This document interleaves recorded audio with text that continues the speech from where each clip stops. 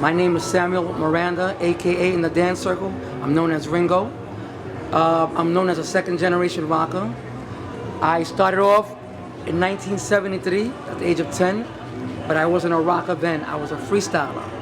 Okay, where I got my dance styles back in those days were from watching variety shows alongside my mother.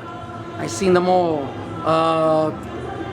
Ed Sullivan, Lawrence Welk, all the black and white movies with all the great dancers, Fred Astaire, Ginger Rogers, Sammy Davis Jr.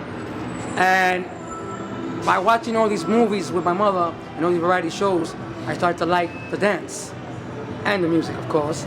So every now and then I caught myself practicing in front of the mirror of what movies I was watching and what I learned from the movies back in the 70s. Now when people watch me dance, they ask me, where'd you get that style from? I don't say I learned it from Coney Island or Bushwick or East New York. I learned it from variety shows. I keep it real. All right, even though the gangsters in my neighborhood were doing what's called the Indian dance, the outlaw burn dance, because it wasn't called rocking, it was called burning. So you had two sets of groups out there. You had the burners and the freestylers, the disco people, the early disco people. But I used to watch the outlaw guys. So by the time I got to the park, I already had all my moves together. And I was in the park just doing all my moves. Now, people see my bounce and they think that I learned it from a rocking style. My bounce does not come from a rocking style. It comes from the great Michael Jackson, a young Michael Jackson. If you watch ABC on Ed Sullivan, when he sang the ABC song, and you see him bouncing, I fell in love with that move, and I copied it, and I made it my own. So whenever I take a move, I switch it, I flip it, and I make it mine. So like I said, I've been dancing since '73. By the time I became a burner, it was in '75. '74 to '75. '74, I started learning the burns, copying all the stabbings and all that. '75, I had enough of the burns. I was already a full-blown freestyler.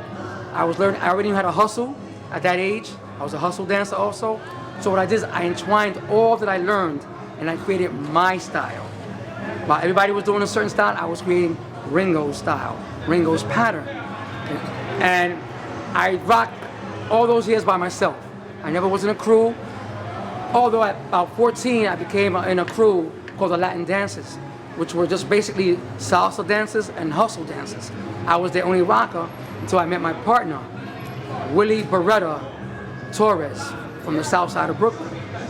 You know, so me and him became partners, and we were the only rockers in this crew.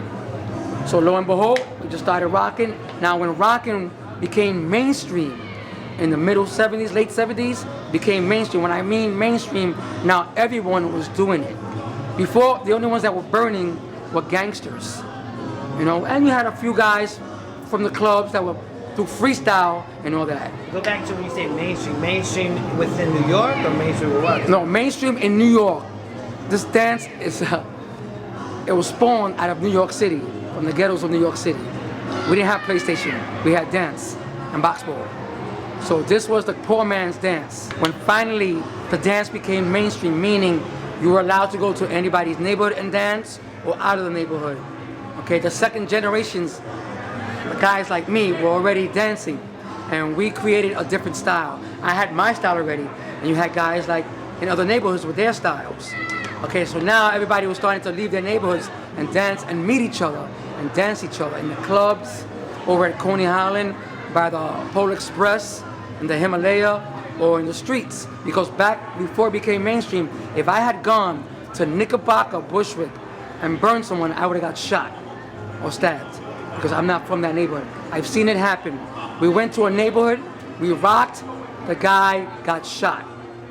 I wasn't part of that, I was in the circle. The guy got burned, he didn't like it, he went back, came back later on, and shot the guy who burned him. So that's the way it was back then. Another time, guy got burned, his back was faced against the fence. Sure enough, he got stabbed through the fence. So these are the perils that were going on during that time. So you have to respect neighborhoods and respect people, you know, because if you didn't and you burned the guy, you took a chance of not leaving that place safe. You know what I'm saying?